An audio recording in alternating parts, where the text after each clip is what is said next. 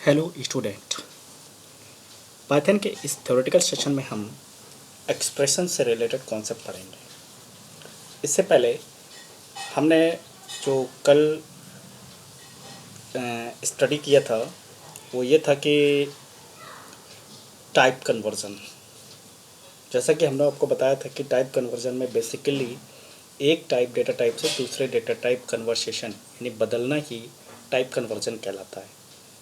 ये दो प्रकार का होता है, सिंपली इम्प्लिसिट टाइप कन्वर्जन और explicit type conversion. Implicit normally compilation के दौरान होता है, जब हम प्रोग्राम को कंपाइल यानी एट द टाइम ऑफ जब इंटरप्रेटर वो चल रहा होता है, कंपाइलेशन जब प्रक्रिया होती है, चूँकि ठीक है, चूँकि पाइथन एक इंटरप्रेटर लैंग्वेज है, इस वजह से वो जब जैसे आप कोड लिखते हैं वो कंपाइल करता है उस चीज़ को, ठीक है।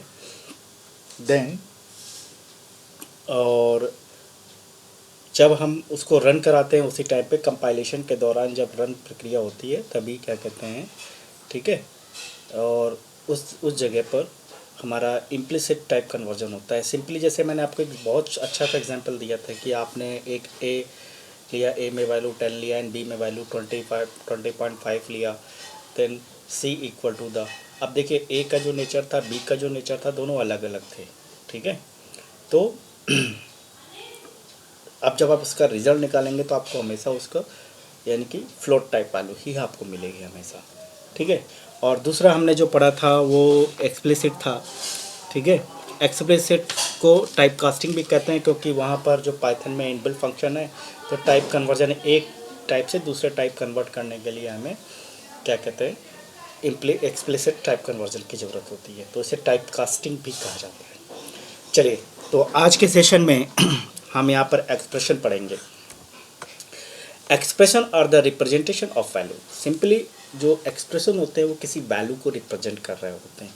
दे are different from statement in the fact that statement do something while expression are representing a value. यानी वो जो स्टेटमेंट होंगे वो एक्सप्रेशंस के रूप में होते हैं जो कि किसी वैल्यू को मतलब कोई ना कोई वैल्यू देते हैं वो। For example any string is also expression since represent a value of string as well.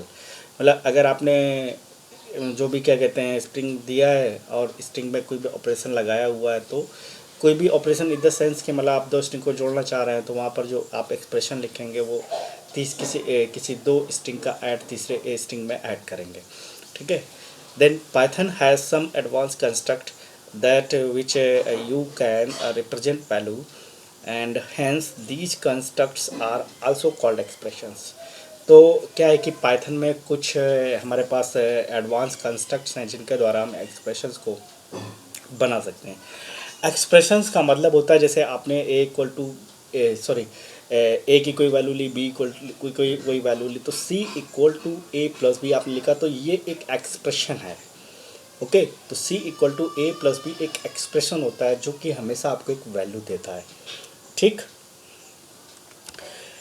अब बात आते हैं कि हाउ टू क्रिएट एक्सप्रेशंस। तो एक्सप्रेशंस क्रिएट करने के लिए हमें आइडेंटिफायर्स की ज़रूरत है, लिटरल्स की ज़रूरत है और ऑपरेटर। देखिए इनके बगैर तो एक्सप्रेशन आप बना ही नहीं सकते। मान लो मुझे C equal to A plus B लिखना है, तो ये क्या है, इनमें तो वेरिएबल्स यानी आइडेंटिफायर्स यूज़ किए गए हैं। आइडेंटिफायर्स में कोई वैल्यू है तो वो एक वेरिएबल की तरह काम कर रहे हैं।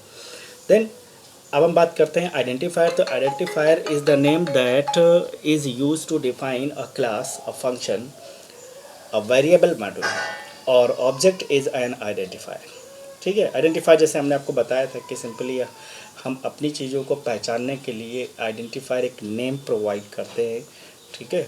अब वो चाहे वेरिएबल्स को हो, चाहे किसी फंक्शन को नेम हो अपना से, ठीक है, तो वो हमें एक नाम देना होता है। लिटरल्स हमेशा इंडिपेंडेंट होती हैं, यानी independent terms in Python. Then programming language की बात करें तो लिटरल्स एक्चुअली क्या है कि ये वैल्यूज़ होती हैं, ये लिटरल्स कहलाती है। जैसे ए इक्वल टू 10, तो 10 एक लिटरल वैल्यू है, ठीक है। और लिटरल चूँकि यहाँ पर जो इसका नेचर है वो इंटीजर टाइप का है, तो अब लिटरल हमारे पास कई तरह की हो सकती है। चाहे आप इंटीजर टाइप की वैल्यूज़ लें, वो वैल्यूज़ ही जो आप काउंटर में लिखते हैं, जैसे ए इक्वल टू 10 लिखा हमने, तो 10 एक लिटरल है, ओके।